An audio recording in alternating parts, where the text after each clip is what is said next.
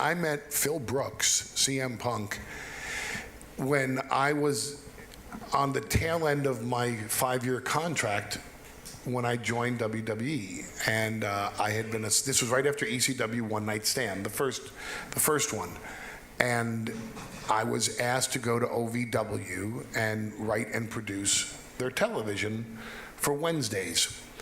And one of the talent that I got sent early on was Phil Brooks, CM Punk, who had worked for my protege Gabe Sapolsky in Ring of Honor and had built quite a reputation of A, being a fantastic performer, and B, having ideas of his own. Oh no, oh God forbid, somebody has an idea of his own, about his own character, to make himself break through the glass ceiling that so obviously existed. So they brought CM Punk in because he had all this buzz on the internet, and they really didn't know what to do with him. And that's what they said to him. They go, hey, how do you want to, he had a match, a dark match, that wasn't on television. And a certain person went up to him and said, what's your finish? Well, his finish was a pedigree off the top rope called the Pepsi Plunge. Not the best political thing to present to WWE at the time. So he said, I don't know, what finish do you want me to use? And they said, do one of those flippy-dippy things like Jeff Hardy. And he said, well, I don't do flippy-dippy things like Jeff Hardy. And they looked at him, and honestly, they said, you don't? No! Have you ever watched any of my matches? No, we just read about you on the internet. And that's why they hired him. So they had him. It sounds so fucking retarded, doesn't it? But it's true. And that's the thing. I say these things and people go, no way, that really happened. It really happened. So they sent him to OVW, and they said, fire this kid. And I'm like, what do you mean fire this kid? I don't fire talent. I don't even hire talent. I develop talent. You send me talent, I develop them, I send them back to the main roster. And they're like, no, just get rid of him. I don't want to fucking get rid of him. This guy's a main event. This guy's a superstar. This guy belongs on top and will succeed on top and will make you money on top. And they just looked at me like I was nuts. So I worked with him, and I directed him, and I protected him, and I kept him in the OVW long past the length that they wanted him to be there. And when we started the new ECW, he was the first guy that I brought with me from OVW, because this was the guy I was going to build the promotion around as our new star. So, and then of course, on the December to Dismember, a lot of that had to do with Vince McMahon and I disagreeing as to the presentation and the push of CM Punk. So when Punk went on television in 2011, and I was forgotten by that time. I was out of this business. I was doing a lot of the digital work with Brock Lesnar, who was in UFC. Brock and I had written Brock's autobiography together. I was gone. I was part of history, and part of a history that was quickly being written out and forgotten. And Punk came on television in Las Vegas, of all places, home of UFC, and said, that's right, I'm a Paul Heyman guy. And because he was so hot at the time, people started Googling, well, who's this guy, Paul Heyman? Those who knew me were shocked to hear my name, and those who had no clue who I was became interested in who I was. So a year later, I'm back on television with Brock Lesnar. And the deal that I agreed to when coming back was I work with Brock. I only work with Brock. I have no interest in working with anybody else, nor did they have any interest in me working with anybody else, mind you. That we worked to SummerSlam, which was Brock versus Triple H. We take time off. We come back in February. We build to WrestleMania at MetLife Stadium in New Jersey, right over the bridge from New York. It's an easy trip for me. I could even bring my children to the show. And at that point, Brock and I say, it was nice working with you. Thank you. Goodbye. That was the deal. History changed it, but that was the premise. We got to SummerSlam. We did SummerSlam. tapped out Triple H, broke his arm, said goodbye the next night in Los Angeles on television, and and that's it. Brock and I were off until February. Vince had the idea the next Monday in Chicago. Key point of this whole story. In Chicago, of the season premiere of Monday Night Raw, which will feature something in which CM Punk now fully goes heel. How do you turn CM Punk heel in Chicago? Make it even more difficult? I'm going to turn him heel on John Cena.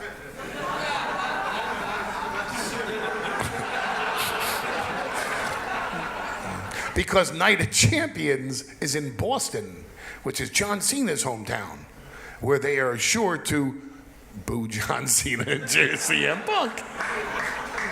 So Vince comes up with the idea, if I can't make them boo him, I can at least make them gasp. We're gonna go for gasping. Oh, oxygen deprivation is one way. I don't know. How are you gonna make them gasp? So I get a phone call, and it's from Vince, and we didn't have much interaction going into SummerSlam. You know, we were still kind of sore from that thing that I don't want to talk about on the plane. And, hey, pal, I want to talk to you about how do you envision, well, what are you going to be doing? Well, you're off until February. I don't know if it's it might be March sometimes. What are you doing next Monday? Watching the show from Chicago on television. And he says, well, that's interesting. I'd like you to have an up-close seat.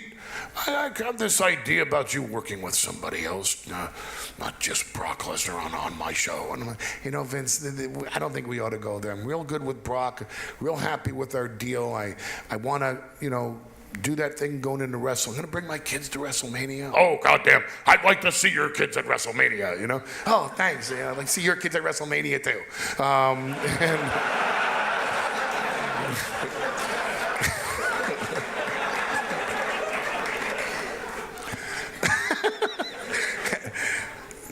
But I don't want to work with anybody else. Well, I was kind of thinking of putting you with. Vince, I don't care. You want to put me with? No. I think you should. Don't put me with anybody. I'm happy with Brock Lesnar. I mean, why? Why would you even think about it? We don't even get along with each other. Why? Who are you going to put me with? CM Punk. Well, fuck, I'll see you Monday.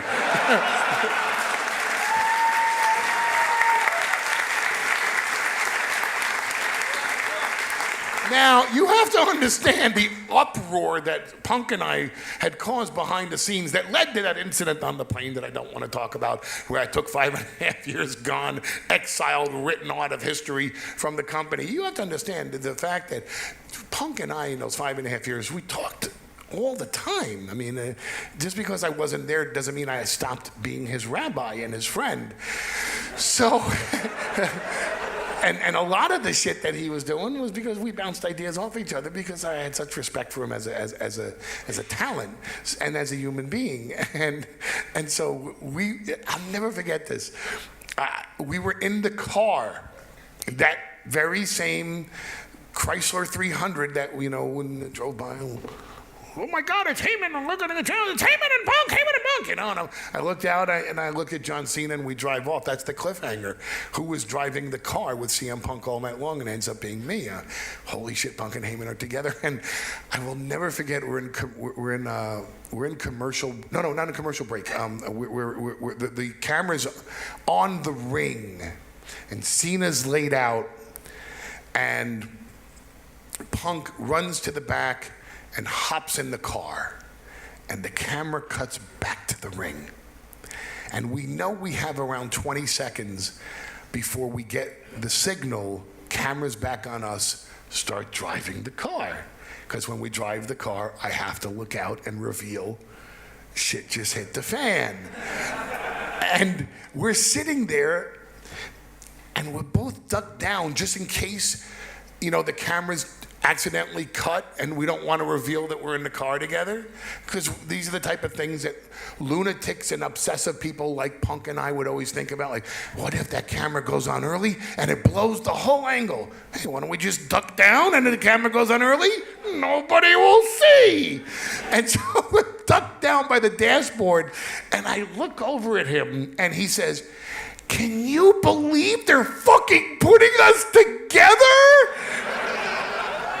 And I'm like, we're both gonna be fucking fired in the next 4 weeks, don't you get it?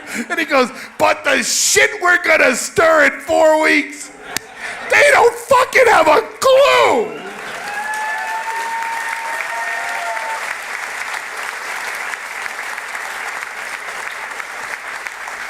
I loved working with him. I loved it. I had the time of my life because it was so different from what I was I got to play 2 different characters on television. I got to play the advocate for Brock Lesnar, in which I get to say every single word because there's no reason for Brock to talk because I do. No, I'm not insulting. If you guys saw the promos he did going into the UFC 200, you know Brock can talk for himself. But there's no reason for him to talk. The dynamic between us just works better with me doing all the hype about Brock Lesnar, and the thing with Punk is I really didn't have to say much. I told Jericho this. You guys remember the movie Purple Rain with Prince? Anybody here that old or ever watch Prince? Guy died in minutes. Purple Rain. No, nobody knows Prince. You don't know Prince? Okay. Stupid fucking analogy. Know the age of your audience, Paul. Okay. Bert and Ernie from Sesame Street. No, okay. Hey, Bert and Ernie. Rick in the front row. He should have stuck with Prince. Anyway, I just found myself to be the guy that stood behind Punk and made faces. That's all I really did. Punk would be laying into people. I'm CM Punk. I'm the longest reigning WWE champion in the past 25 years. I will rip your stupid head off. I hate Dwayne Johnson. I hate John Cena. I hate Dolph Ziggler. I hate Roberto Del Rio. I hate Vince McMahon. I hate everybody, and I hate each and every one of you. And I'd sit there and go like, oh, yeah. And that title weighed like 40 pounds. And I'd sit there, and every time he'd say that he's the champion, and I'd just be begging him to go into something else. I could just bring the title back down. Holy shit, man, that's a workout just holding that thing up. We had a blast working with each other because just like me, he had no idea what he was going to say when he went out to the ring. He was just doing it, allegedly shoot promos that then get wrapped around into the storyline that we're telling, that he fervently believed in his heart that he was telling the truth. What are your thoughts on the recent CM Punk controversy? I think it's interesting. I think that it's funny that the word online sometimes is that AEW is going to implode and they're done and Tony can't handle the chaos and all that cracks me up because I think there's probably no truth to that whatsoever. I don't even think he probably cares. I don't know. But I watched Punk's interview that he gave when he was stuffing his mouth with Twinkies and shitting on everybody, and he always strikes me as the same guy, and that guy just from feeling his energy, right? There's a lot of egos in wrestling, right? I mean, you have to have a big ego to even think you can do this, to follow your dreams and think, fuck yeah, I'm a winner. I'm going to beat out my classmates. You have to have, and really, where do you draw the line between, believing in yourself and then believing in your own shit? There's a fine line. And with wrestling, I don't know if you noticed, but every single promo is just arrogance, ego. Every single promo is the wrestler telling you, I'm the baddest bitch there is, and you don't know. That's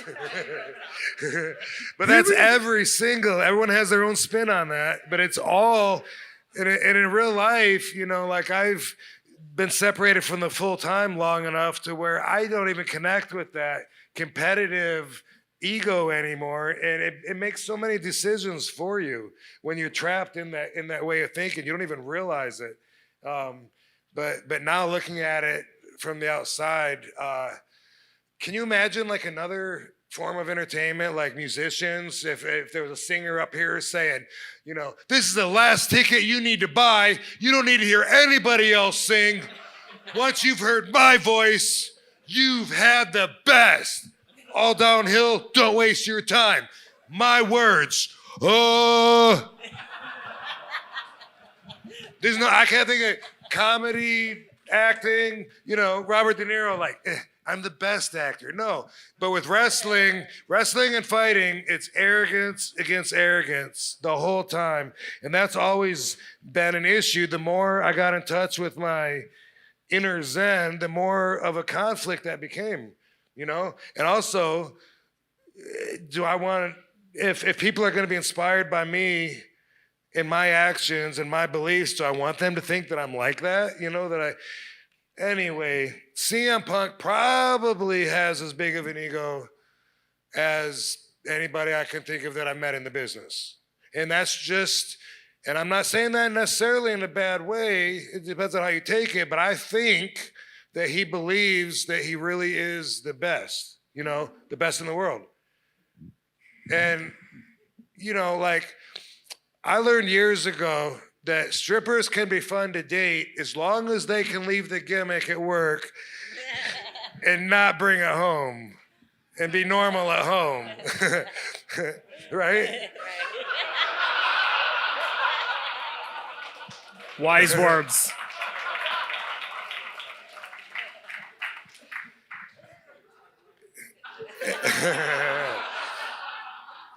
If you're able to come back in the dressing room and still be that guy in the ring that really believes you're the best in the world and you're ready to prove it or whatever, then, you know, the business looks at someone like that as, like I said before, like, dude, you're believing your own hype.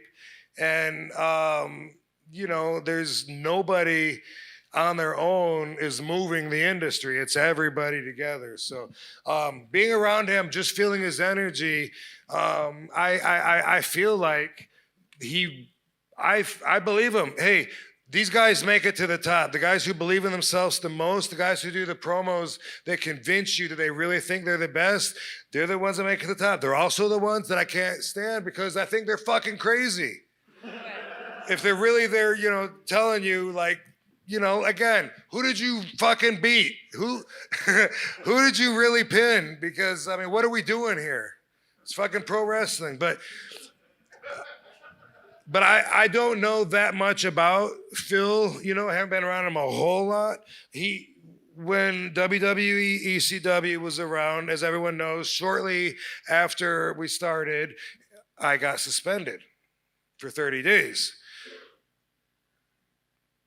I'm gone, and there was some new guys coming in besides CM Punk, Bobby Lashley, Vampire Dude.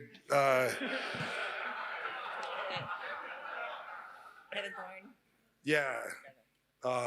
Anyway, a few guys came in. They were new. I'm gone for 30 days. When I came back, I'm at the first show back, and CM Punk approaches me at the building and he says, "Hey, Rob, I just want to let you know I'm going to have a team meeting in the dressing room."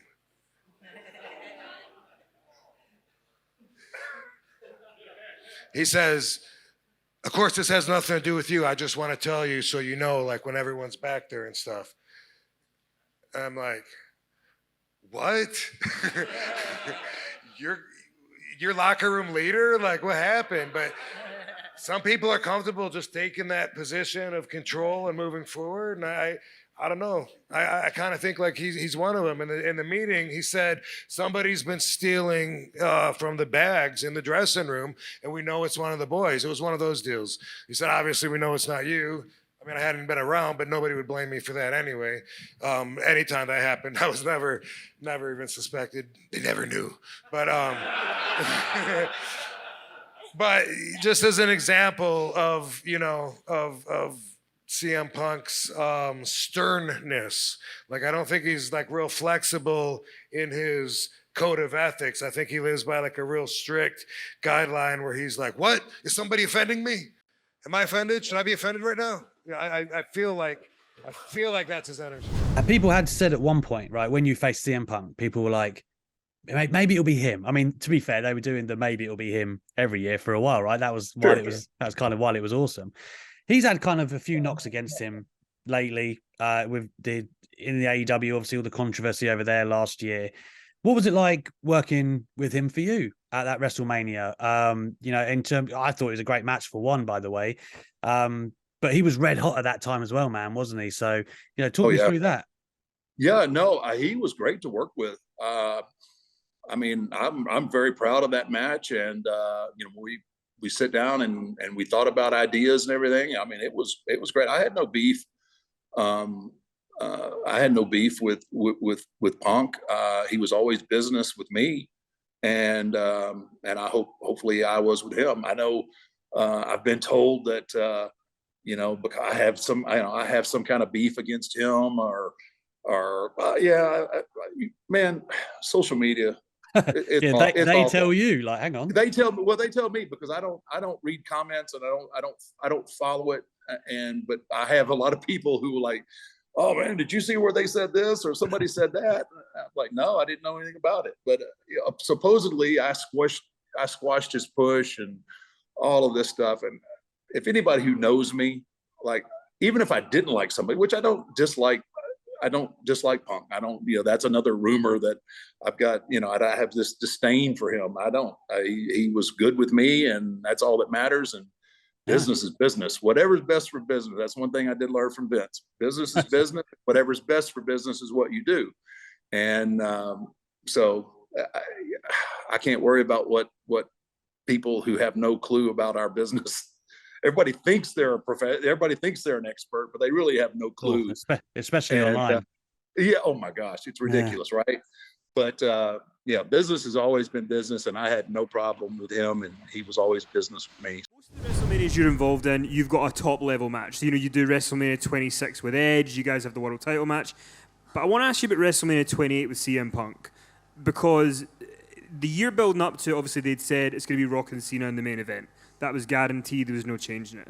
And Punk's always said that he was really frustrated that no matter what he did, he was never going to get the main event match. But they did bring you back and gave him this big world title match. What was the experience like for you coming back? You'd been away for a while and been put in this position with Punk, who's maybe not thrilled that he won't get to main event.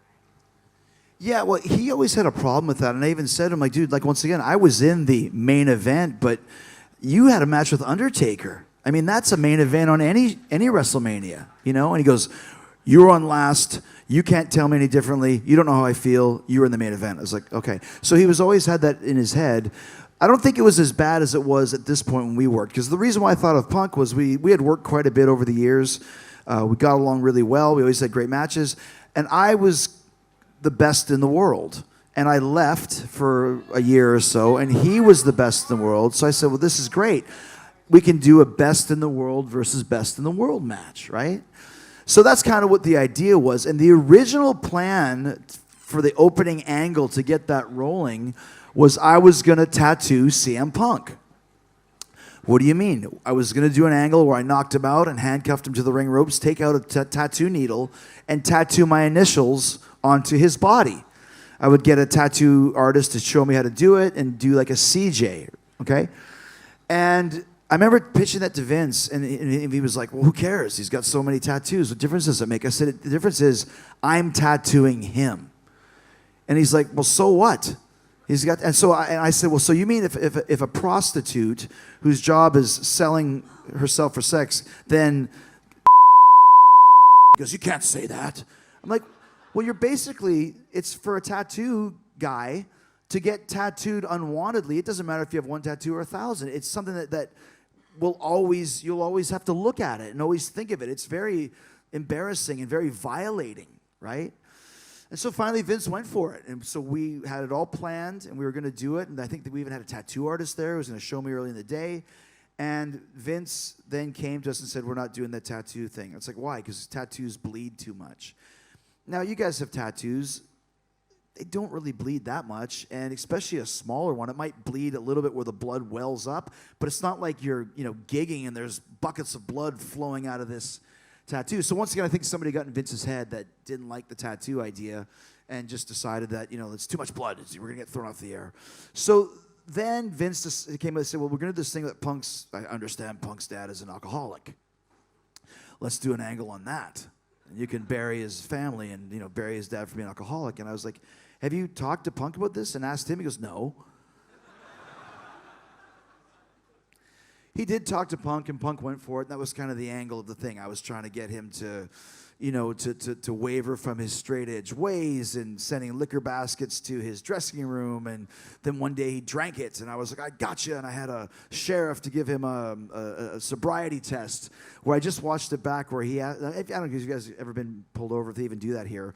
One of the things they ask you to do if you're suspected of drunk driving is say the alphabet backwards. I can't say the alphabet backwards if I'm stone cold sober. I can barely say the alphabet forwards. I still get G and H mixed up. So Punk did it. He went over it and did it backwards, and there's a really kind of a pretty cool angle when you consider where it stemmed from. So then we get to the match, and Punk and I had this idea where we would have this modern day Savage and Steamboat classic with two guys with similar styles and a good story. And we told Vince that, and Vince said, no, I see it as a 2-minute DQ. And we were both like, a 2-minute DQ? I remember we were told that by the writers, and so we had to go have a meeting with him. He's like, you have been burying his dad, burying his family, calling him an alcoholic, trying to get him drunk, trying to do all these dastardly things. If he goes in there and has a 25-minute wrestling match with you, that makes him look awful. And he did kind of have a point. If we would have known that, maybe we wouldn't have done the angle the way we did it, but then that's when we came up with the idea, okay, well, if Punk gets disqualified, then he loses the title. So at least there's a reason where he can beat the shit out of me, but he can't go too far because then he loses the title anyway. So that was kind of the story of the match. And once again, the match I think was pretty good. But to me, once again, was there something missing from it? I don't know. I don't really know if it really was as good as we wanted it to be, or maybe it was because, once again, I didn't watch it back. Because I remember thinking afterwards, here's another thing too, and it gets to me sometimes. When you wrestle in a stadium, the sound goes up. Whereas if you wrestle in an arena, or like if you go to an indie show here, it's super loud because the sound bounces off the walls and the ceiling. Stuff that you don't think of as a fan. But when you're in a stadium, the reactions are delayed. So you'll do something and be thinking like, why is there no one cheering? And then you watch it back and it just sounds super loud. But in the ring, it's very frustrating because you're not getting that reaction. You're not feeling the energy that you wish you could have. I remember the Edge match that I had was the same because the buildings are so big. So that does affect your performance to an extent because you kind of psych yourself out. Like, nobody cares. Why is nobody cheering? Does this suck? And they are, but it's just not coming to hit you in the ring like it would if it was in an arena. So I liked the Punk match. I liked the angle. I think we did a great job with it. I just don't know if it was as good as I wanted it to be or as I remember, or maybe it's better than I remember it being. The humble part of this business, did Punk know? No. I'll tell you how that happened. Yeah. Vince McMahon did not know about the fact that there was a move to quote-unquote hijack Monday Night Raw. And the entire show was laid out, just including a Brock Lesnar, Paul Heyman promo. And about 90 minutes before the show went on the air, I went to Vince and I said, are you aware of what we're facing here just weeks before WrestleMania? And I showed him on my phone just a sampling of what we were about to face on that show. That it was the determination of a very passionate crowd in a very passionate city to take over that show and heckled the show for 3 full hours chanting the name CM Punk. Yeah. Now, Punk and I have seen this industry in very similar ways for a long time. The industry moves forward without you. The industry moved forward without Bruno Sammartino. The industry moved forward without Bob Backlund. The industry moved forward without Hulk Hogan. The industry moved forward without Stone Cold Steve Austin and The Rock. The industry Hey, in the past year, John Cena, who, has pulled this wagon, has been the man in WWE for 15 years. John Cena made fewer appearances than he ever has on any given year that he has since 2002. Company moves on. Company was going to move on without Brock Lesnar. Company's going to move on without Paul Heyman. Company's going to move on without Roman Reigns. And guess what? Company's going to move on one day without Vince McMahon. It just is. And if it doesn't move forward, then what have we built? We built something that means nothing because if it revolves around one person being involved, we're screwed. It can't revolve around one person. So Punk was gone, and the audience was going to hijack the show. And I said, hey, our object is to promote Brock Lesnar versus The Undertaker. Well, last year, CM Punk lost to The Undertaker. And that was the beginning of the downward spiral of CM Punk and Paul Heyman, because it all fell apart after that. And I'm going to blame it all on the fans because they took Punk away from me. And you know else who I blame besides the fan? I blame The Undertaker. And I'm going to teach The Undertaker a lesson. How? Because since he let the fans of taking Punk away from me, being the asshole that I am, I'm going to take the streak away from him. And how do I take the streak away from him? Brock Lesnar. So how do I set it up? That's right, because I'm an asshole. Not as much as you are for Young and Ghetto, but I am an asshole. So I said, let me fuck with him. I just want to go out there and fuck with them. God damn it, man, what are you going to say? I don't know. But I'm going to talk to them. I'm going to lure them in. I'm going to turn completely babyface. I'm on their side. Oh, my God, I wish CM Punk was... God damn it! You're going to say CM Punk, you wish he was here tonight? Yeah. Yeah, because I do. Because I do wish he was here tonight. And you want to know something? This guy, when he's out there, blames The Undertaker for Punk not being here. And I'm going to take that streak away from The Undertaker. And I just said, just give me 15 minutes. So let me go out there, can I lure them in? Let me take it away from them. And believe me, they'll stop trolling. They won't hijack this show because they'll get all their CM Punk chants out, and then they'll pay attention to the WrestleMania matches that we're promoting. I consider it a challenge. I like to be challenged. I like for someone to come up and do better promos than me because it challenges me to do better promos. Now, Brock Lesnar would like to fight someone that can give him a legitimate fight in this world. That's why he wants to go back to UFC. I want to take on someone that can compete with me on this mic. I do. I want to take on an audience that doesn't make it easy for me. I want to see what I can be challenged and how good I can be because my desire has been since the day I got into this business to be the best ever. I don't look around going, I'm the best ever. But in my heart, I feel that I am, but I want to know that I am. And I want to push myself to a limit to say, you know what? I'm pretty humble. I know my flaws as a human being. I know the mistakes that I've made, but not one motherfucker back there could have done what I did tonight. And so when I went out there and I lured in that crowd and I just spoke to them, it wasn't, ladies and gentlemen, CM Punk is not here tonight. I talked to them. I came out in the first segment of Raw, which used to be high energy, and I just talked to them. And I lured them in. And I spoke softly so that they leaned in to listen.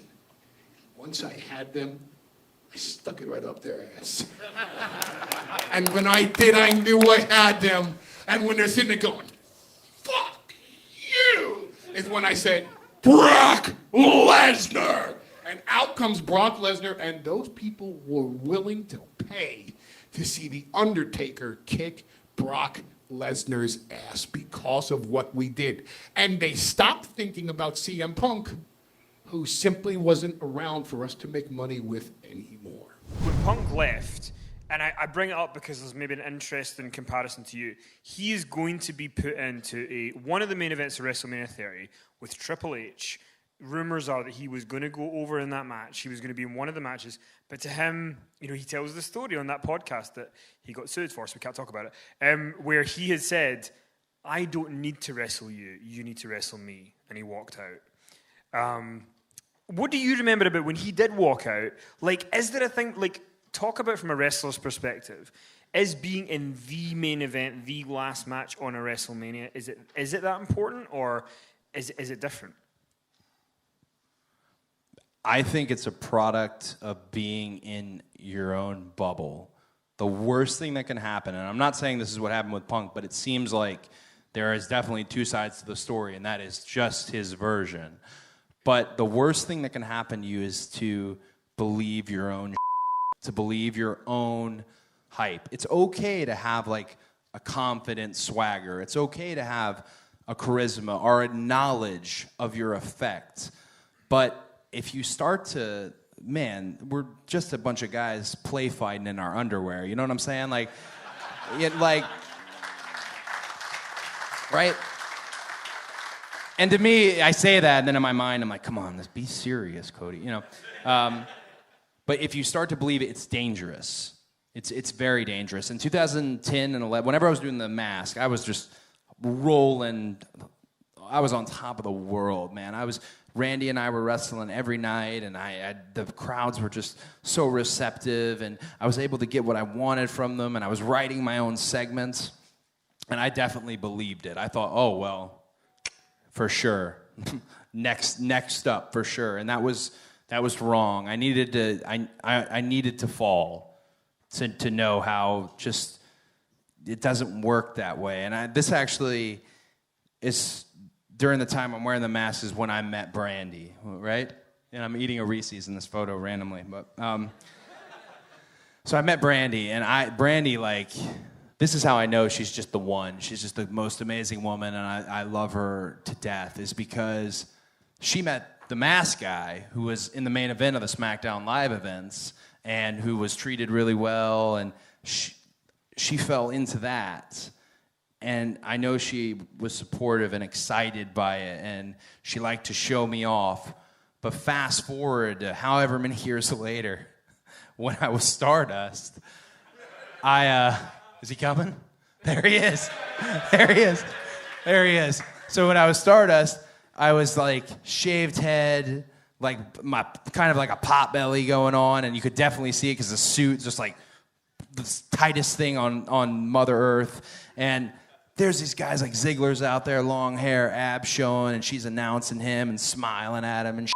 And then, like, you know, Cena's out there and everything. Here comes me, just jumping on the barricade, just hissing at people and just like grinding and like just ridiculous. And I always thought, like, man, I wonder if she's embarrassed. You know, I wonder if she's like, oh, that's the horse I bet on right there, man. You know.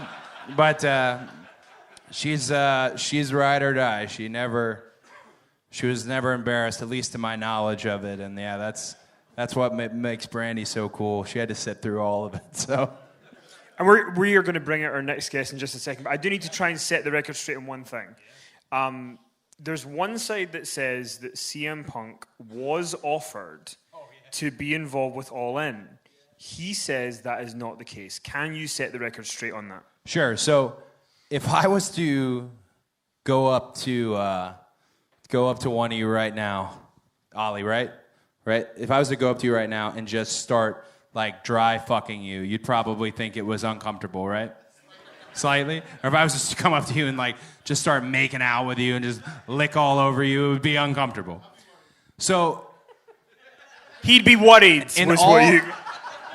In all the correspondence, if you don't get back to me, Matt, if you don't get back to us, we aren't going to send you terms and a paperwork and things of that nature if we've already extended it. Like, it was made very clear that we wanted you to be part of All In because your audience, Punk's audience, has never given up on him. Come, Chicago, you can do whatever you want. I had a built-in segment. Here's so-and-so. Whoop, whoop, go to sleep. Easiest thing on the planet. And not getting back to us is fine. That's totally fine. But it was strange when he was like, oh, well, they never sent me a real offer. Hey, man, like it's just like I'm talking about with you, Ollie. I am not on top of you right in this moment, sexing you, you know, because you don't seem like you want it. So that was. He does want it. You are right, sir. Oh, perfect. So that was kind of where we were at with it. And I understand what he means. He never got an offer in terms of terms and paperwork. But in terms of ideas for segments and our overall interest and passion and wanting him to be there. And hell, we coordinated his 1 hour tease signing to be the day before. Come on, man. Like, I'm being as polite as I can be right now. Like, I think we did. He doesn't think we did. No big deal. I have nothing but nice things to say and support what he's trying to do, because I think a lot of people laugh at him with what he's trying to do, and this is something he's passionate about. He wants to be a UFC fighter. He wants to get in there. It's crazy. That literally, I don't think he ever had a real fight in his life up until the first one. So I support somebody going out there and getting their dreams for sure. And he was always a good role model to me in OVW, and there's all these horror stories about Punk, but just know he gave Rey Mysterio his bus, and Rey loved it for him. Starcast where Undertaker's pulled, the Flair thing doesn't happen, and for a lot of people that would just be like, oh, we can't top that. You know, we tried, and then the next one, Starcast 3 in Chicago, you only go and get CM Punk. Yeah. So how do you regroup and how do you get Punk? Because Punk hasn't done anything in wrestling, and he comes to you and not only does a signing, not only is there, does a full show on Fight. Tell us your secrets. Persistence. You know, I've wanted to do something with him for a while, and I tried to put something together in Vegas and just didn't work out for whatever reason. And then the Flair thing, literally he was hospitalized 2 days before he's supposed to be there. So that's quite a curveball. But then I started to think, okay, who can I get that would be big and someone that is sort of WWE proof that they can't pull? So we started going back and forth, and we were very far apart. And then randomly one day he sent an email and said, hey, are we doing this? And we went back and forth, nailed down a number he was happy with and I was happy with, and we were off to the races. And I think he probably asked some of his friends who had done business with me, hey, is this okay to do? Is this for real? And he had a great experience, and I think he's probably one of the most misunderstood guys in wrestling. I would do business with him 1,000,000 times. Home run. JR, you obviously were in WWE when Punk was getting hot and getting his big push and stuff. What are you? I mean, do you think there is a misconception about Punk from the public? Like, how do you feel about CM Punk generally? Well, I don't think that he's got, you know, I've had a lot of dealings with him. Never one issue. The perception is that he speaks his mind. He's very intelligent. He has as much wrestling acumen as anyone who has been speaking to him about his lack of acumen.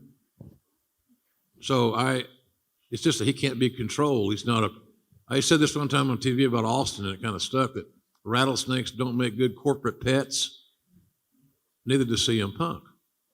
One of the best pieces of business, as far as having fun, I don't know if you guys remember seeing it. I did a little interview with Punk and Austin for the 2K. For the video game, yeah. Video game. No rehearsal, no script. And if you had offered them a script or a rehearsal, they probably would have revolted. They're old school guys who want to call it in the ring, so to speak. How do we feel? How does, instincts, how does this affect our instincts? So you check that out on YouTube or someplace, I'm sure you can find it. But he's misunderstood in a lot of ways. I don't know how important it is for him anymore to get that one more match. And then our fan base will take that as a way of saying he doesn't love our business anymore. Well, that's not accurate either. So I don't know how important it is to have that one more match. Could he have it? Absolutely. If the zeros are in place and he's got the right opponent, here's what I would do with him. Tell me what you want to work WrestleMania. Give me your number. And now give me your opponent. I will give you the finish. You got your money, you got your guy, but the creative's got to fit what I need. So now you put the rubber meets the road here, we'll find out where we are. But that'll let him have all the freedom he could have. And I just think he's very misunderstood, as we said, but I'll be very surprised that he has that one more match, to be honest with you, but there's a way to make it happen. You put enough zeros on a piece of paper, and God knows that WWE's spending a lot of money on a lot of guys that are getting paid ridiculous money that under normal situations of engagement would not be making that kind of money. There's a reason for it. three little letters, AEW.